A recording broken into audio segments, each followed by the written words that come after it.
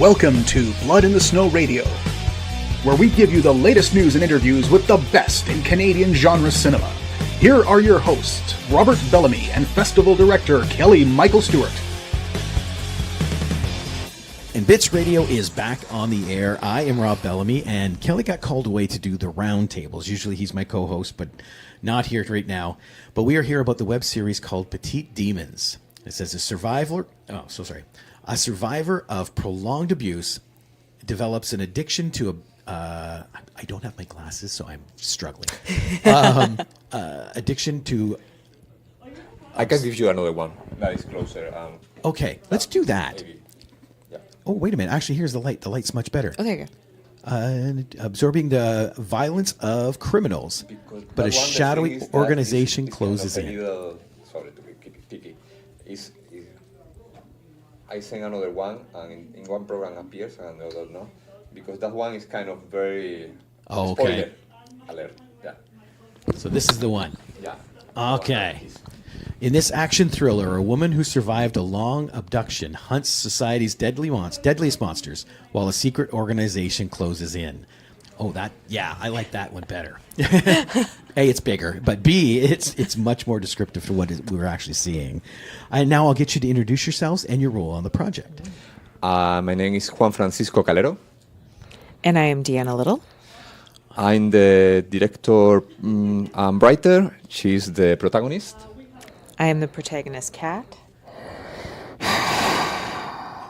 Yes, that mask. That mask.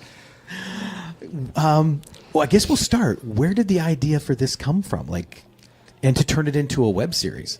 Okay, that question always makes me very nervous because I know this is one of those ideas that came like a thunder without saying, you don't know why you had to tell it. But after rewriting, directing it, editing it, I have some time to think about that. And I know that at that time I was through a dark moment. I was watching a lot of true crime documentaries. I think it was a way to say, well, it's not so dark what you are living right now, there is worse things. Mainly those kids that are kidnapped when they are 4 years and abused, and you say, where they find that strength? Not only to survive that, to go later to society and survive there like a normal person.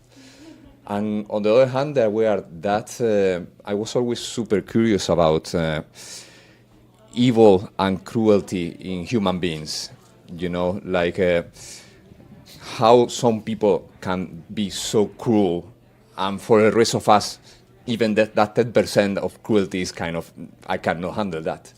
So mixing both those things, I say, well, maybe it's connected in some way in a fictional things. Like, I don't know, we all know that parasites, they feed from the animal, but at the same time they are adding some anesthetic, sorry for my English, some anesthetic, or they are even adding some antibiotics to the animals so they survive and they can continue feeding off that. So say, let's apply that to modern society and to human beings. Let's see what happens. So it was my way to explore all those themes. It's in a safe environment, too, like you said, with fiction. Because when you're watching those Netflix things and you're like people like Ed Gein and whatnot, it's like, how do they function? Now you can play around, but then we come to the other side of that coin. What got you into that character?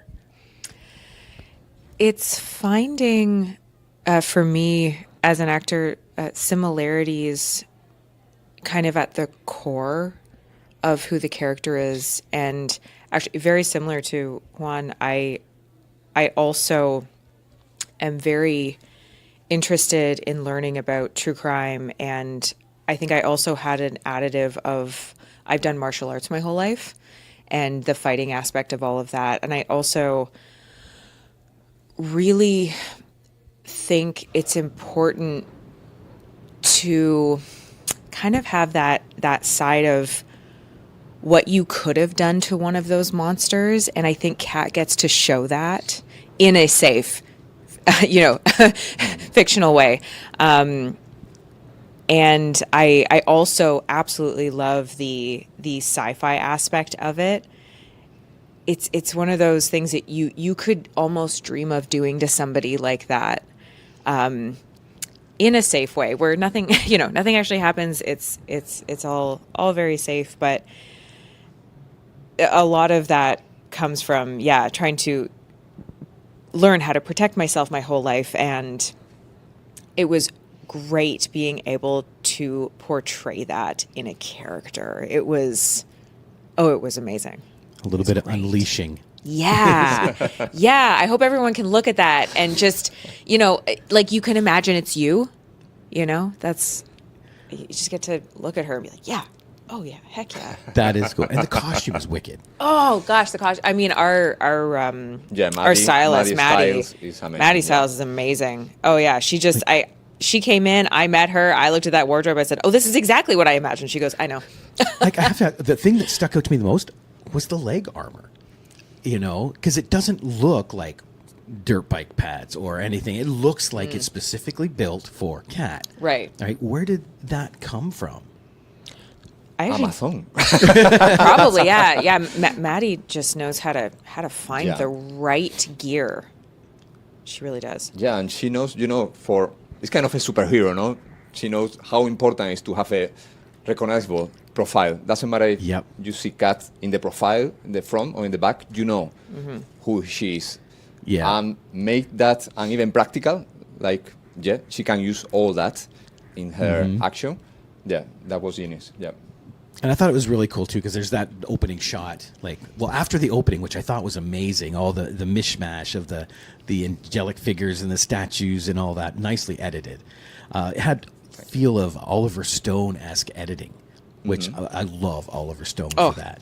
Wow, thank you. So, yeah, that sucked me right in. But then it cuts to Kat, and it's just the legs walking up on the water and the thing, and the reflection, it was gorgeous. And I think maybe that's why that leg armor stuck out to me so much, is because it's so prominent in that first shot. But then after that, you get to see her kick butt. And she takes on a whole new life after that. We were super lucky and super unlucky because it was July and was raining. Ooh. I was like, no, why is it raining in July? We couldn't.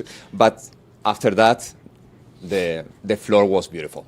All those reflections. So, Yeah. You have to use everything. Yeah. A blessing in disguise for Exactly. a petite demon, right?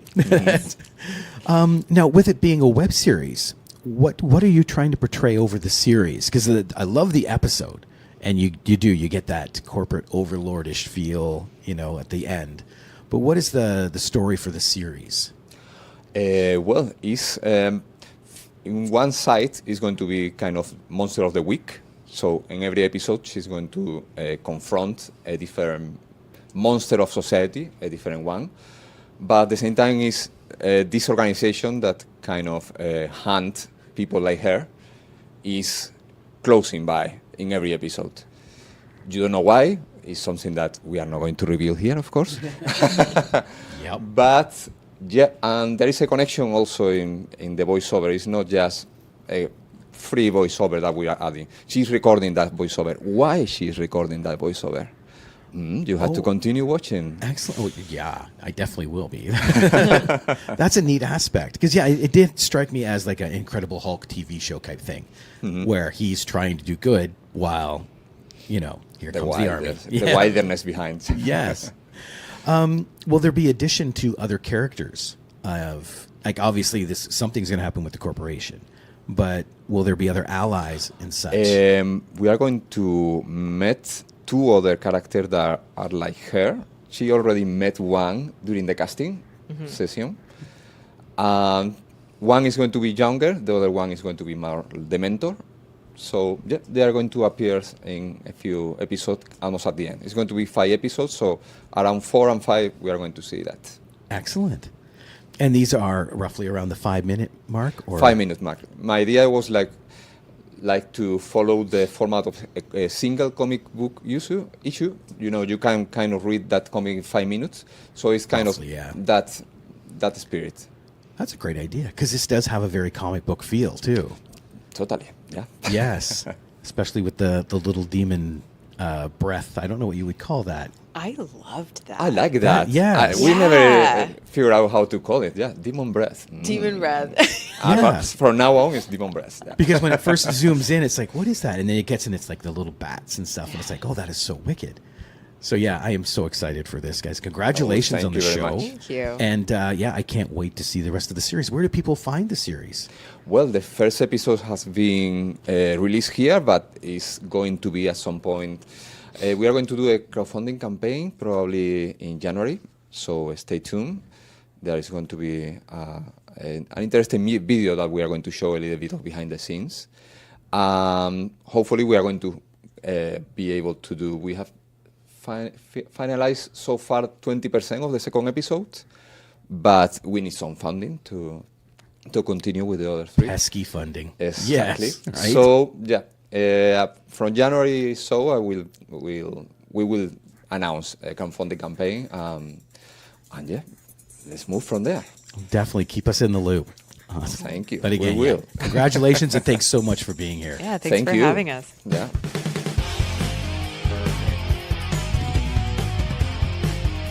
Join us next time for Blood in the Snow Radio. Bits Radio is a production of 3 Evil Cats Productions in association with the Blood in the Snow Canadian Film Festival. For more information and to listen to other episodes, visit bloodinthesnow.ca and tweet us at BitsFilmFest. Music by Jen Gorman, produced and edited by Kelly Michael Stewart. I am Eduardo Correa Lima.